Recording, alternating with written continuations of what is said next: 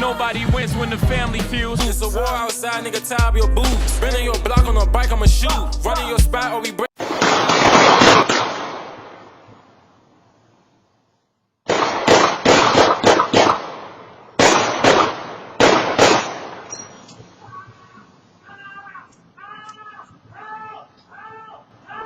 Tell them, like, they already did. I showed you what I got in the Next nigga bluff, you know where it's going at. You going up top like Slack, man? Yeah, next nigga bluff, you know where it's going at. Ask them boys where Slack went at. I can really tell you about that. You fucking with me, that's a death mission. Route that Drake niggas that see that Drake blowing, broken the piece. No mention my name, nigga, we beef. Other side of the street. Again, Simon's doorbell camera captures a volley of gunshots. Alleyway. 13-year-old Malachi Lukes was shot and killed. Also shot a 7th grader at Washington Global Public Charter School. Seen them boys come and made him drop his click. That boy keep adding, what you trying to tip? Fucking out, baby mothers got him sick. Them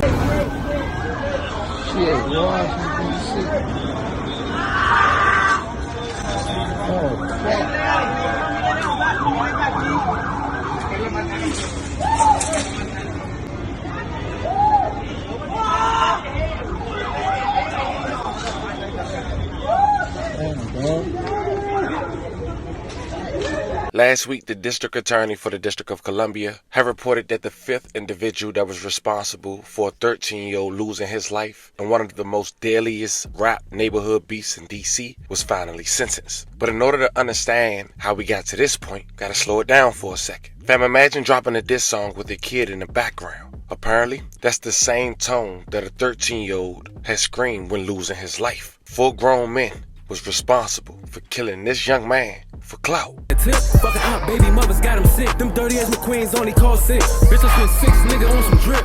And in return, you was in a section in your neighborhood that some consider gentrified, causing everybody to be at risk, because you was one of 8 people who was shot broad daylight, as concerned neighbors had recorded. But you was the only one who didn't make it.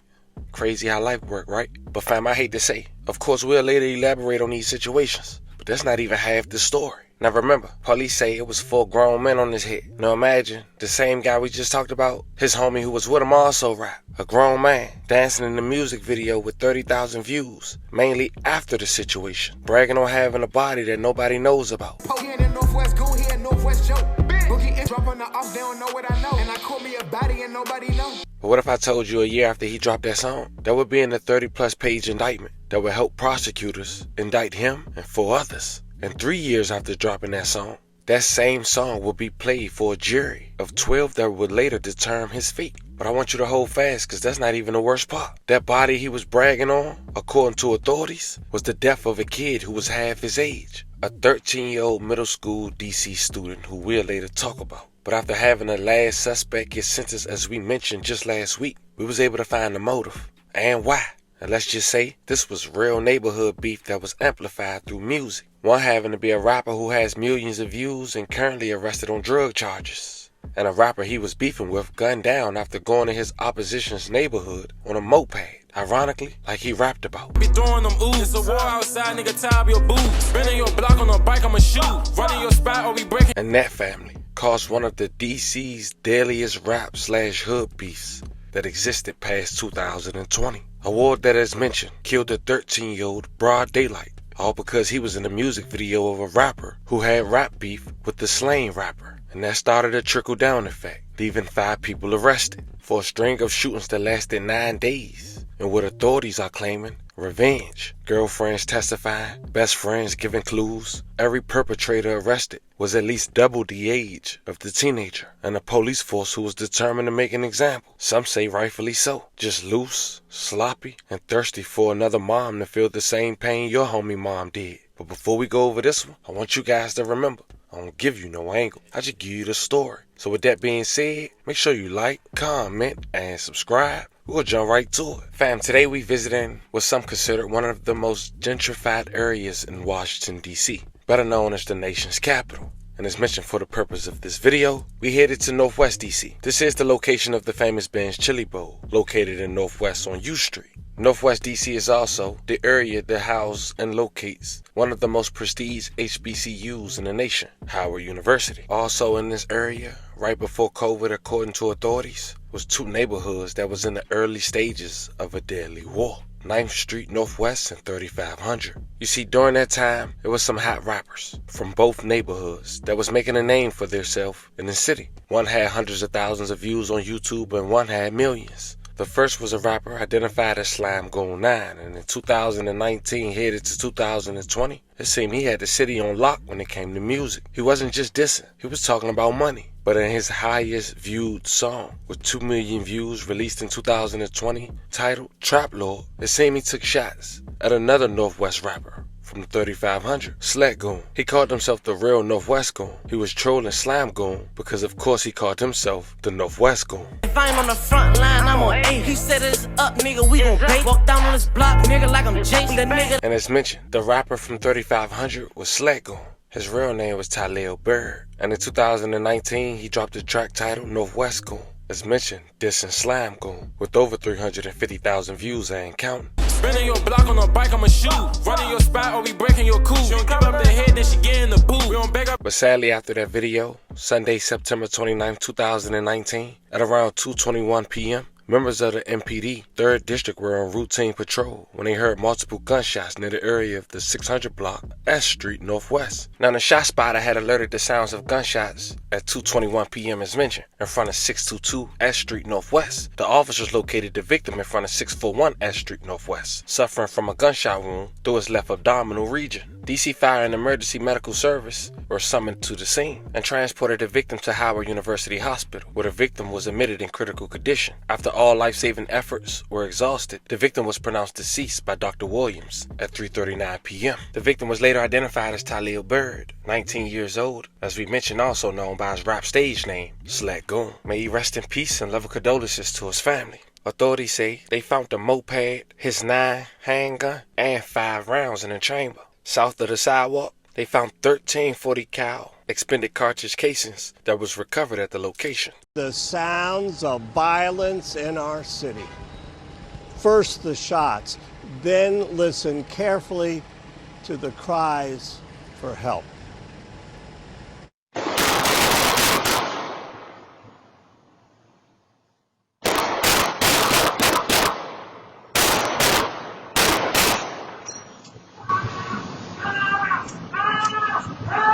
It was Naheem Simon's security camera that recorded the gunfire. He was inside his home at the time. It was a lot of gunfire. And I was actually downstairs watching some TV with the dog, and I just immediately kind of shrank down on the couch. You could hear the screaming of the victim. There were people around him, and so we thought that maybe, it was the attackers, but it was bystanders that had just stopped to, I think, go help him. It happened around 10:30 last night. The victim identified as 19-year-old Talil Bird. His sister says he was planning to take the metro home, but he never made it to the station. He was shot and killed here on S Street. Talil Bird was one of 9 children. His mother died in a fire about 6 years ago. Today, by phone, I talked to his older sister, Shannon. To know my brother was to love my brother. My brother had a great personality. He smiled from ear to ear. He was a people person. So far, no suspects, no motive, no arrest in this case of murder. Now back to you. During the investigation, surveillance video was obtained and reviewed from the 1700 block of 7th Street Northwest and the 600 block of S Street Northwest. In a video from 1737 Street Northwest, it appears that a descendant, Talil Bird, was captured riding a moped northbound in the 1700 block of 7th Street Northwest passing S Street Northwest. Seconds later, suspect 1, who we had later identified, was then observed running northbound in the 1700 block of 7th Street on the west sidewalks towards S Street to try to get away. Sled Goon was following him. He tried to go into an alley. The suspect then left out the alley and proceeded to shoot Sled Goon as he was trying to retrieve the firearm. The young man was later identified as Adrian Vincent, also known as High Class 23. Affiliated with 9th Street, it was also later confirmed that he killed Slat Goon from across the street. He was later arrested. He went to trial 2 years later, and it was deemed self-defense. Now, it's also important to know that High Class 23 is not from 9th Street. He's from 23rd, which is in Southeast D.C. He was over there maybe due to his affiliation. We don't know if Slat Goon wanted High Class as his intended target, or it was just a spirit of the moment thing with both of them. Design of this shit be expensive. Your block with that Drake nigga, I don't do no mess. These niggas keep pillow talking to these bitch. Can't get in my water. They tell them like, they already dead. Like, I showed you what I got in the Next nigga bluff, you know where it's going at. You going up top like Slat, man? Yeah, next nigga. You going up top like Slat, man? Yeah, next nigga. Bluff, you know his ass going at. Ask them boys where Slat went at. I can really tell you about that. You fucking with me, that's a death mission. Fucking with T.I., but as a young guy, I gotta keep it real. You know? Okay. I used to go by this. You can have whatever you like. You hear me? You know? I grew up with that type shit. So Okay. I was got digging that shit. Real spill, man. Real shit. Okay. Who can you tell us about some of your biggest influence in hip hop, man? In hip hop, who the biggest influence you got in hip hop? Man, I gotta say guys like, you know, locally. Guys like Shaq Glizzy, you know, man, even Light Show, you know. Okay. It's levels to this shit. Okay. You feel me? Like, as long as you better yourself and get to the next level in life, right. I feel like it's a win, no matter how. Oh, even though High Class 23 wasn't from 9th, that war between 9th and 3500 had took off to new heights. Now, before we talk about the details after the murder of Slat Goon, High Class 23 ended up getting arrested again shortly after being released for self-defense. It was a situation that took place May 13, 2023 at around 3 a.m. Easton and a group of men were outside a nightclub located at 1730 M Street Northwest. A physical altercation broke out between some of the men and others inside the parking garage. Two of the individuals entered a silver Kia and began to leave the parking garage. A guy named Easton Richardson, who had not been involved with the earlier altercation, ran into the garage towards the Kia. Richardson then pulled out a firearm with an extended magazine. The Kia attempted to reverse, leaving the garage. Richardson opened fire on the Kia as it reversed out of the garage, striking the vehicle and surrounding area multiple times. Richardson was then hit with a bullet that bounced off a metal object from his own gun. High Class 23 was one of those 3 individuals involved in that shootout. On November 13, 2023, he pled guilty to carrying a firearm and furtherance of a drug trafficking offense. And on February 20th, 2024, he was sentenced to 66 months in prison. So now we got that out the way on who killed Slat Goon. Let's go back to the beef that was ignited after his demise. Now, as mentioned, after Slat Goon lost his life, Slime Goon went up even more.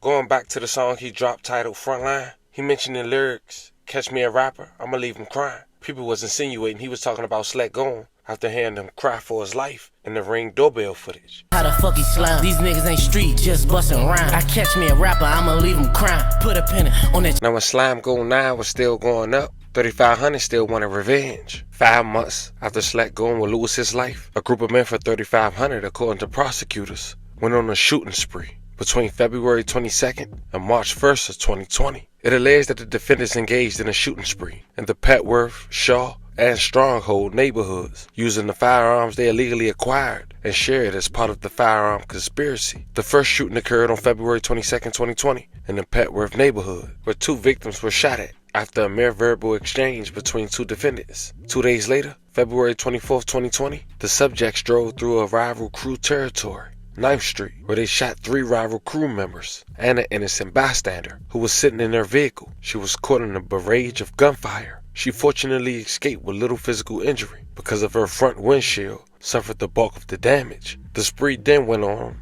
to March 1st, 2020, when the defendants participated in 2 shootings in 2 separate neighborhoods over the span of 10 minutes. At 2:08 p.m., the defendants who were traveling in the stolen Kia Soul followed 13-year-old Malachi Lukes, a young kid who was seen in a number of Slime Goon 9 music videos, along with 3 of his friends. They walked into 9th Street area on a 600 block of S Street Northwest, where 2 defendants exited the Kia Soul and opened fire on him. Malachi Lukes was shot in the back as he fled. The bullet traveled through his heart and lung, causing him to collapse to his death. May he rest in peace and loving condolences to his family. But just 10 minutes later, the defendants then traveled to another neighborhood where members of the rival crew were known to gather, and at 2:18 p.m. opened fire on individuals in that block. No injuries were reported in that shooting spree. First shot, the first person shot that you caught on your camera?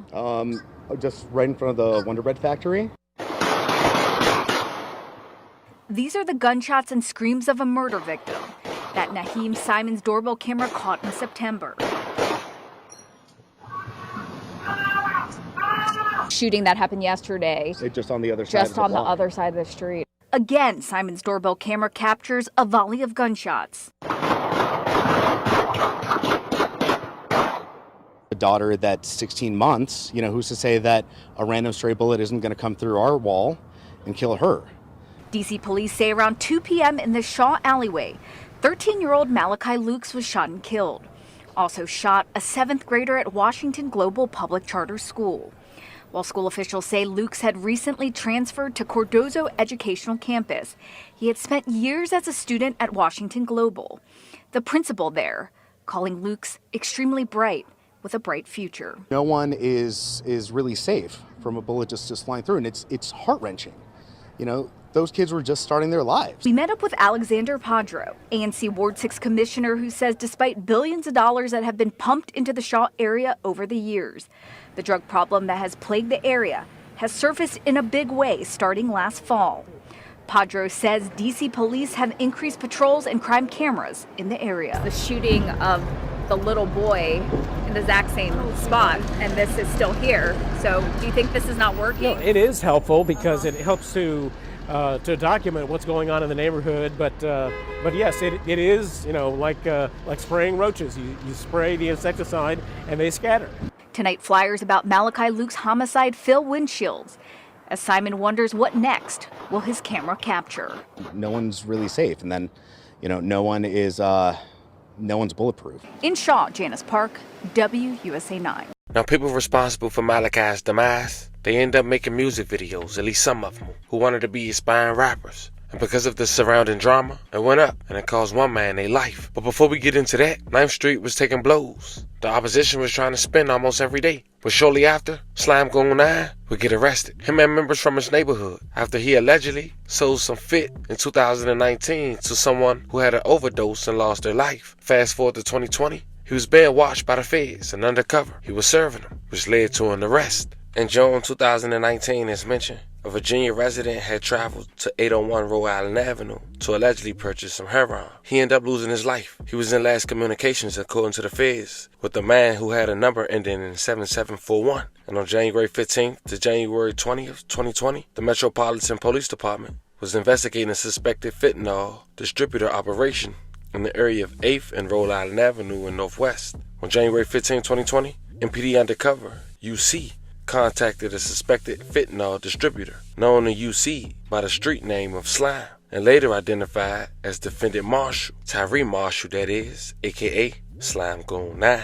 The undercover later identified Marshall with using that number ended in 7741 to arrange for the purchase of fit. The undercover advised that Slime Goon 9 told him to call him when he arrived on 8th and Rhode Island Avenue in Northwest, in which he did. The undercover then met Slime Goon 9 and was advised to get in a vehicle that was driven by another individual. After the undercover and Defendant Marshall got into the vehicle, the undercover provided Slime Goon 9 with $100 in MPD pre-recorded funds in exchange for a white powder substance that field tested positive for fit. And then on January 28, 2020, they met again on the 1700 block of 7th Street Northwest.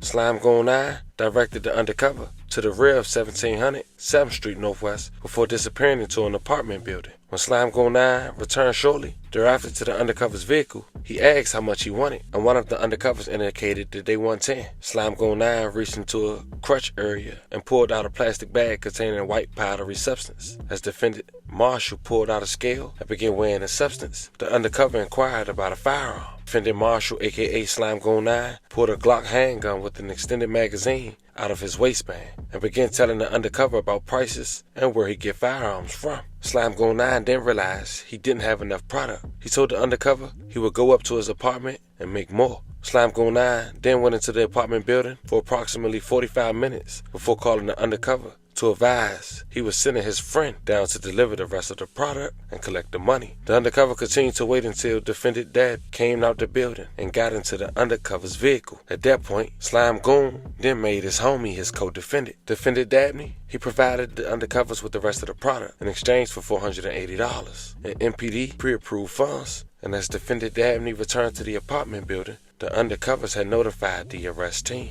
Slime Goon 9 and Dabney was arrested after they exited the apartment building and got into a vehicle which was driven by a female. Law enforcement performed a traffic stop in which defendant Marshall was in the front seat passenger, with the individual later identified as D'Angelo Holy seated in the front rear seat behind defendant Marshall. After a brief struggle, defendant Marshall was detained. In a search incident to arrest, law enforcement recovered from his pants a loaded Glock, which was loaded with 1 round in the chamber and 15 rounds in the magazine, a plastic bag with around 34 grams of white powdery substance that field test positive for fit. Notably, the firearm carried by the defendant Marshall appears to be a ghost gun, in which the serial numbers listed on the barrel and slide do not match. Now Slime Goon 9, a year later he'll take a plea and get sentenced to 8 years in prison. He could be coming home as early as next year in 2026. But back in 2020, when he got arrested, people he was beefing with from 3500 and other rappers affiliated took that time to not only diss Slime Goon neighborhood, but also diss the 13-year-old who lost his life in his neighborhood as well. One was a 28-year-old rapper at the time of that music video that we about to talk about, named 4-Ocho. He dropped the track titled Lords with no 3-re. It was dropped in 2020 with over 160,000 views and counting. It seemed in the background of his lyrics and the beat, he used the 13-year-old who lost his life around 9th screaming doorbell footage in the background.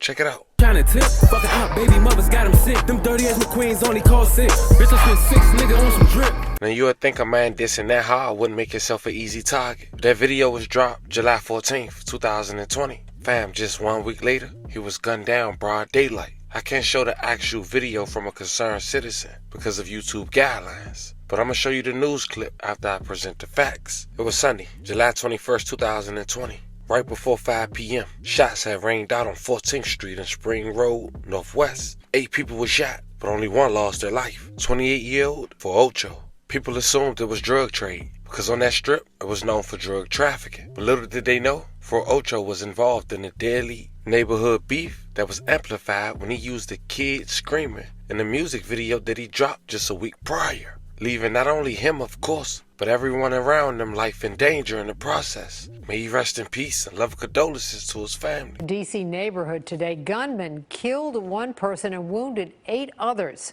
Officers are searching for the shooters who opened fire on a crowded sidewalk on 14th Street in Columbia Heights yesterday. News 4's Dorothy Spencer tells us more about the growing fear in that neighborhood. Bullet holes, shattered glass, boarded up storefront windows. This is the aftermath of a shooting that left 1 man dead and 8 more wounded. It happened on a crowded sidewalk in the middle of a Sunday afternoon in Columbia Heights. I've been living in the neighborhood here about 33 years. And you would think that it's getting better. It's not getting no better. This man was out here on 14th Street when dozens of shots were fired. He and others ducked and ran. 1 man died. He was 28-year-old Devin Peterson of Northwest D.C. Police described it as a targeted shooting. Honestly, it's ridiculous. I mean, it's absolutely ridiculous that anybody would do that in our community. It's insane. Police say 3 males pulled up in a car, jumped out and started shooting. It was just before 5 in the afternoon. Neighbors say there have been recent disputes here over drug territory. What I can tell you, what I've observed, is that there are 2 different groups here that are fighting for the rights to sell drugs. No, it doesn't have to do anything with the restaurant. It happened in front of El Amigo restaurant. The owner, who didn't want to show his face, says his business was already hurting because of the pandemic. We've been operating by the pandemic, half. And then with this is the worst because our customers are going to be afraid to come into our place. Despite the damage, businesses have reopened today, hoping customers feel safe enough to return. There's thousands of dollars in damages here to these businesses at a time when many are struggling just to keep their doors open. Some are hoping to get some financial assistance from the city.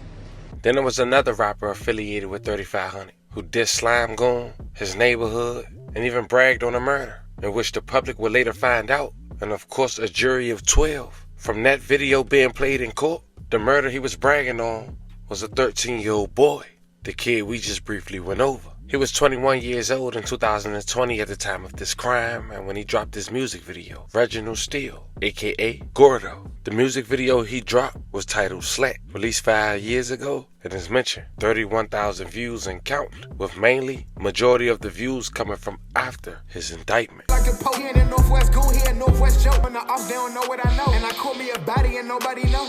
2 months after Malachi lost his life, police were making arrests. 4 individuals, 24-year-old Aaron Brown, 21-year-old Reginald Steele, aka Gordo, 19-year-old Karan Jackson, 20-year-old Tyon Freeman, for allegedly shooting 13-year-old Malachi Lukes. On March 1st, 2020, all 4 suspects were arrested for first-degree murder while armed. Fast forward 5 years later, and they are finally taken to trial. Late 2025, on the first day of October, a reluctant witness had delivered heated testimony in the homicide trial. He was there to point out the rapper Gordo. Gordo, now 26, charged with conspiracy, first-degree murder, 10 counts of assault with intent to kill while armed, assault with a dangerous weapon, 11 counts of possession of a firearm during the crime of violence, and 4 counts of carrying a pistol without a license. And on top of that, 2 counts of tampering with physical evidence. Apparently, Gordo was also charged with the other incidents that we talked about when 13yr-Old went on a rampage for a week and a half in late February of 2020.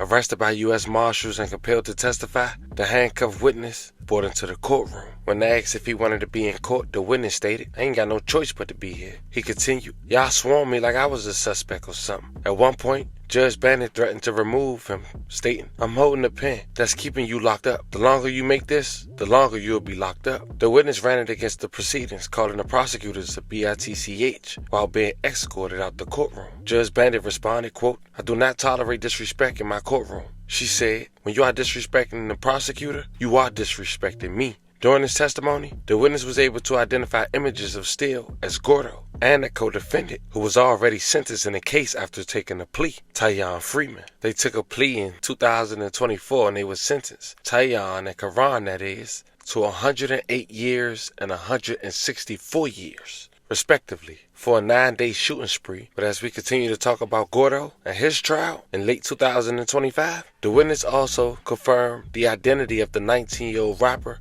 Retaliate Bird, aka Slack Goon from 13yr-Old. Quoting, "That dead guy you keep asking about? Bird, also known as the Northwest Goon, as we mentioned, lost his life September 29, 2019, which prosecutors mentioned again in court may have triggered the mass shooting in retaliation as part of an ongoing feud with the 9th Street crew. They also mentioned in court that Gordo and his alleged co-conspirators are said to belong to the 13yr-Old crew, a criminal gang according to prosecution. With the jury in the room, the witness was asked about his relationship with Freeman, the guy we said took a plea and sentenced to over 100 years in prison. The witness explained that Freeman lived with him a few times around 2020. The witness also said that he would take Freeman to his girlfriend's house, but does not remember her name. In his grand jury testimony, he reportedly identified Freeman's girlfriend by a nickname. When asked about the relationship between Freeman and Bird, aka Slack Goon, the witness confirmed they were best friends. He confirmed he was informed about Slack Goon's death through a video in which he heard Slack Goon screaming and gunshots. The prosecution asked the witness if he was aware of any feud between 9th Street crew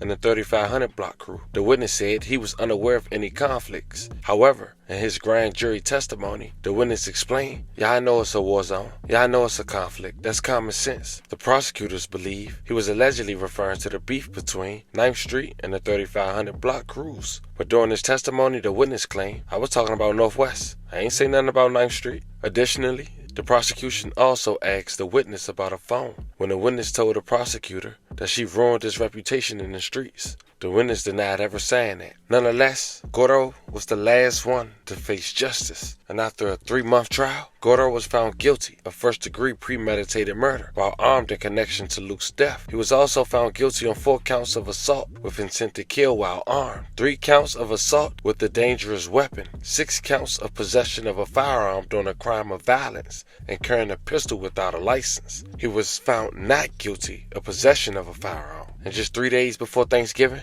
on November 24th, 2025, as the judge read the verdict, Gordo and his attorney showed up with no emotions. Safe to say, he probably get over 100 years, like all his other co-defendants, except one who got 18 years, who some say, and that was Aaron Brown. He agreed to cooperate since 2023 and gave up his DNA. As far as the oldest guy in this indictment, Steven Nelson, he was 33. He was just a supplier. Ocho went to him in a text message asking for a firearm, saying, "I lost my man, I could never chill." With Ocho being the last of 5 individuals to learn his fate for the demise of a 13-year-old in a shooting spree for the span of 9 days. For an aspiring rapper based out of Northwest D.C, less than 5 miles away from the neighborhood they was beefing with, losing his life after trying to spin his opposition neighborhood on the moped. Talk to me in the comments. Rest in peace to every victim in this story. Love and condolences to the families. Fam, I'll catch you guys on the next one.